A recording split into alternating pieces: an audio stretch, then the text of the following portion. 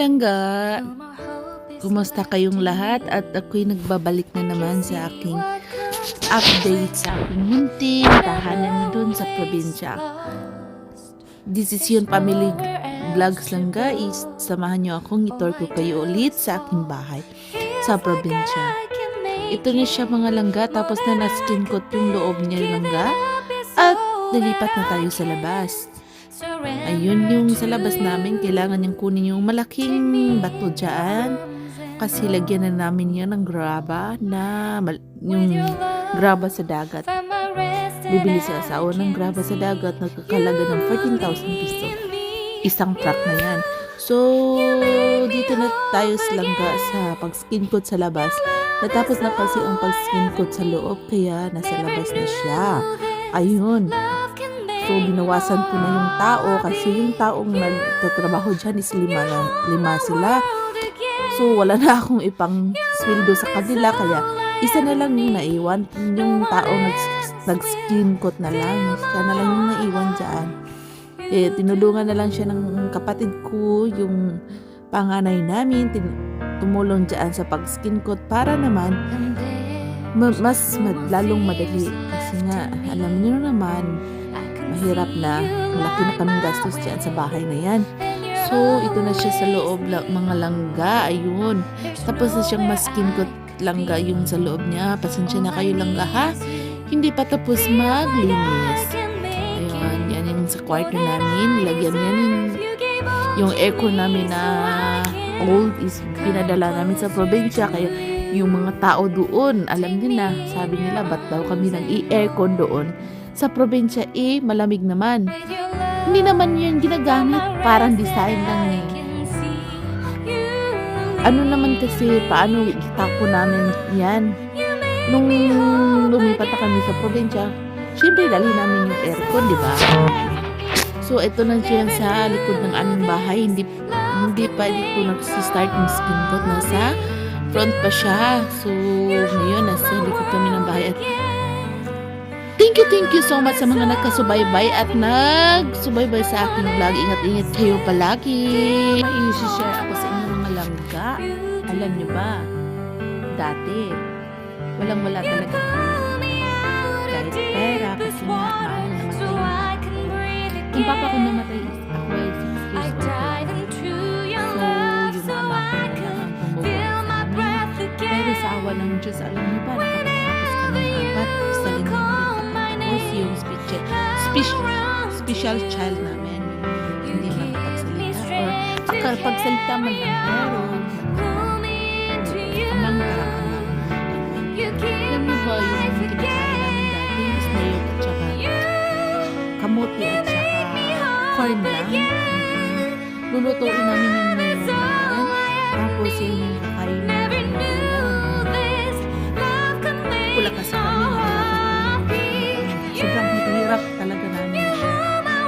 Sobrang hirap namin. Sa isang araw, kakain na kami ng 2 beses. Pero kung 3 beses man siguro, yung kinakain namin kamote at saka mais lang. Mais na, lulutuin mo yung mais. Yung anagon yata. Anagon yata ang tawag doon. Yan yung lulutuin namin. Busog din naman kami. So, ayun. Mahirap talaga eh. Kahit nung pera, mahirap talagang kitain yung pera. Buti na lang. Yung mama ko is nagtatrabaho siya sa World Vision. Walang sweldo yung World Vision ha. Tumulong lang siya doon. May extra money siya dahil yung sa plating niya, sa motor, may natira siya. Kaya bibili siya ng bigas. Yung humay, yung 55 years old. Ang sila namin nakakain ito ng humay. Kanilang yan namin yun. So,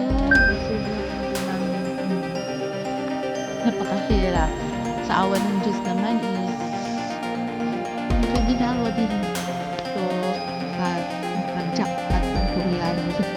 Kahit ito yung Koreano po, pero maraming salamat sa akin. Hindi ko sabihin mo asawa mo. Malungkot ka.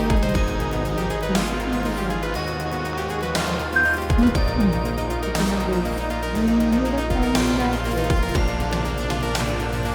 Ano yun? Parang hindi yung dati, di ba? Hindi naman tayo. Hindi naman tayo dahil sa may pera agad. Kailangan natin dumaan sa hirap. Oo, kailangan natin pinagpagdaanan ng hirap. Ganyan. Para marating kung ano na yun. Hindi ko nga ina-expect na kapag-asawa ng Koreano. Sabi nila, sabi pa, wait, sinabihin pa nga ako. Ay, paano yun sa makapag-kamasawa ng kayo. Bubo ako. Talagang sa makapagkita. Hindi. Okay. Kaya ng bubo. Hindi ko alam kung makapagsawa ko. At mabuti ko, hindi magbabuti din. Sabi ko niya, hindi ako ba siya doon magaling sa English, pero tingin ko naman sa sarili. Kaya ko naman, kaya ko naman English. Sinabihin ko lang siya, hindi na lang, magtatrabaho naman ako sa Titano, kailangan lang natin yan po. Ano talaga dito? So, pag-uwi ko dito sa Pilipinas, yung nakilala ko yung kuya ng kusina. Yung nag-paper sa akin yung Selena. Sabi ko, yung kumuha ko ulit sa siya, kulong sa ito. May pinuli. Yan, yung dito nakasawa sa akin. Ay, hindi ako naniniwala. Paano sa naglabing Korean, hindi ko naman marunong mag-English. Mas mabuti pa daw yung isa niya. Alam niya, isa. Mas marunong naman English. Kasi ba?